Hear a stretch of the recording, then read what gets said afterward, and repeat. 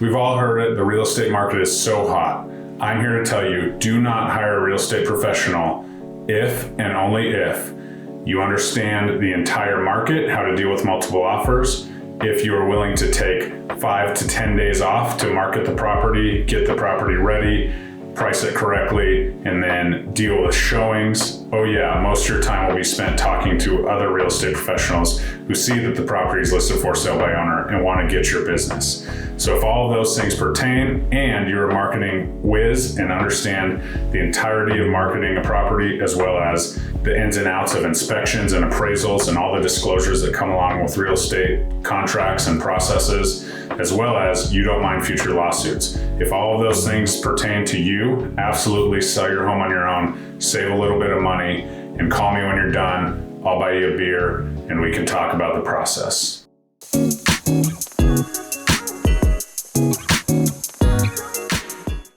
Hey everybody, Jeremy Kane, eXp Realty. If you're new to the channel, thanks for stopping by. Please smash that subscribe button. Hit the notification bell if you want to stay in the know, all things Denver real estate. If you've been here before, thank you so much for coming back. Shoot me a comment, ask me a question. I always love responding to those comments and engaging with all of you.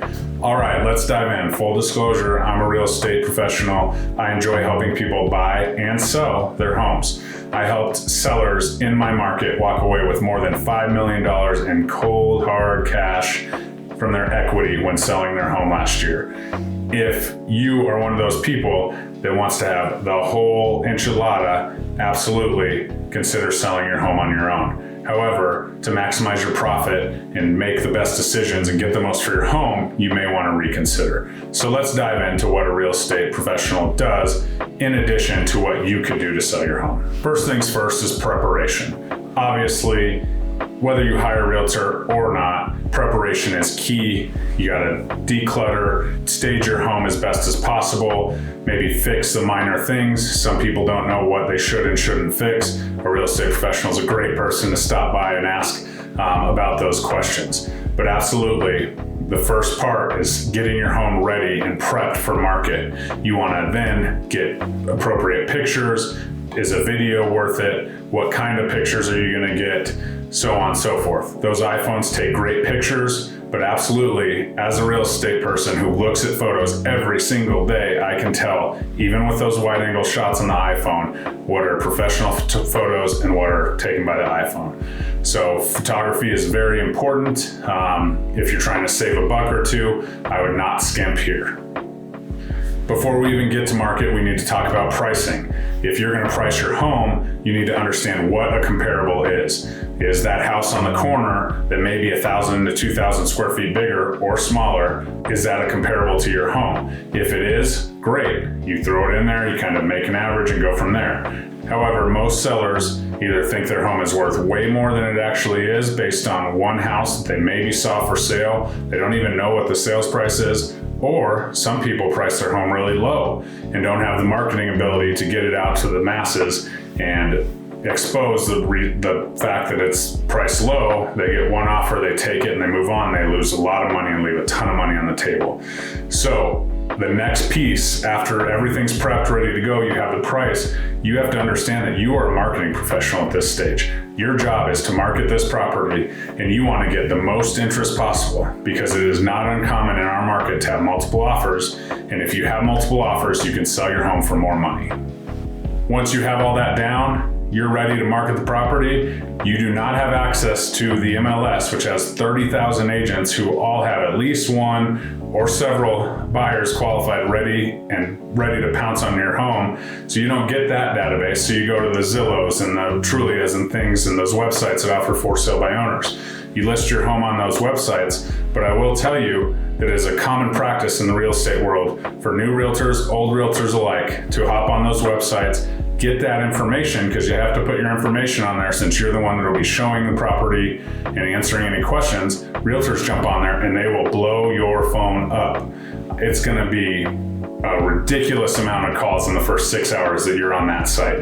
I will tell you that right now. They all want to list your home. They all want your business. They all have a different way of saying it, but that's what they want.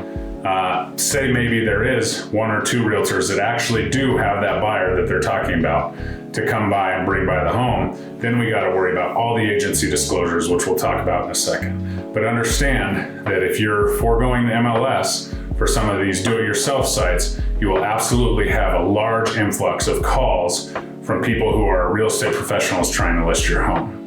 And the honest truth is, you spend more time talking to the agents than people who are actually ready and willing to buy your home. Say we do have an agent that calls you and asks you, hey, are you willing to pay a buyer's co-op? This is them asking you if you're willing to pay them a commission for bringing a buyer to your home. Most for sale by owners will say, yes, I'll pay a commission between, whatever number it is. Commissions are fully negotiable. If it is the right amount, the agent will say, okay, let's set up a time. Say they do bring a buyer to your home, then they want to make an offer. There's a few agency agreements that you can do. You can enter in a transaction broker agreement with that agent. This is Colorado, so it may be different state to state. Transaction broker, the agent becomes a referee, is not on the buyer's side or the seller's side, just merely there for a transaction, cannot give advice to the buyer on what maybe we should not ask for on the inspection, what they should maybe take on themselves, or what they should ask for on the inspection. So you never know. This agent is also probably not going to show up to your house to meet the appraisal, which we'll talk about that in a second as well. So that's a transaction broker, becomes a referee. The other option would be for them to represent the buyer and treat you as a customer. As in that relationship, they're representing the buyer's best interest against you as a customer, and they're just basically doing the legal paperwork, the disclosures and things like that, presenting them to you, you fill them out, you talk to whoever you need to talk to about them, give them back and disclose things that you need to the buyer. That's a great service, but once you're really thinking about it, you're in the weeds at the inspection.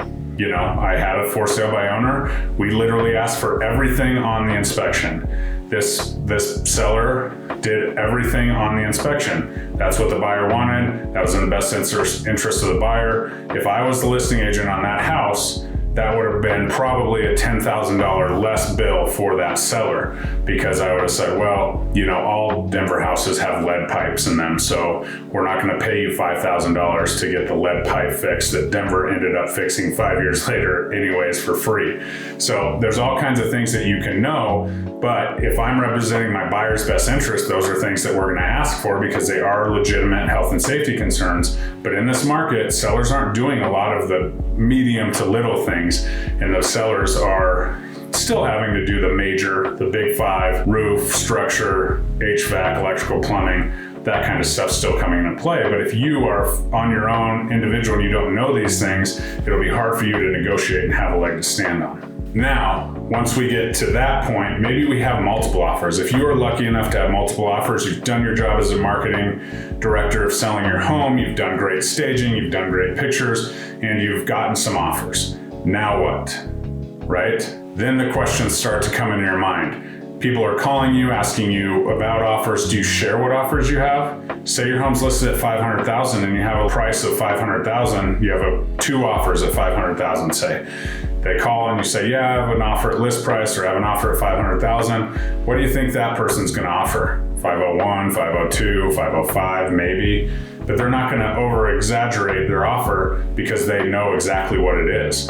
So in our market, in our industry, it's very important to talk to your sellers when you're representing them. Hey, do you want me to disclose, XYZ? Typically, we do not want to disclose. We can talk in general terms. Yeah, we have offers over asking price, so on and so forth. But this typically raises your ability to sell your house for more quicker than saying, yeah, I have an offer at 505, because then the next offer is coming in at 506. The buyers want as little, they want to pay you as little over any other offer or your list price as possible. So that's very important to consider when talking about other offers and things of that nature. Next, we have what offer is best. There's all kinds of things that go into an offer. Price, terms. The most important is ability to close. Do you know how to call and ask the lender who's financing the deal the important questions to make sure that this person's ready to go? Do you know that most lenders have the same response to those questions, especially if it's a unrepresented buyer? They can't disclose a ton about their buyer. They can tell you where they're at in the process, but obviously can't disclose credit or anything of that nature. So that conversation with the lender or with the person, or if it's cash, proof of funds, and understanding that they actually have the ability to bring the finances to the table to close is very important. Now, price and terms are great, but if we don't get to the closing table, none of that matters. Then we get to the stage, okay, we got our first offer, we're super excited. Maybe it's an unrepresented buyer, we're saving that 5 to 6% on average. Obviously, all commissions are negotiable. That's a great day, right? But we have one offer.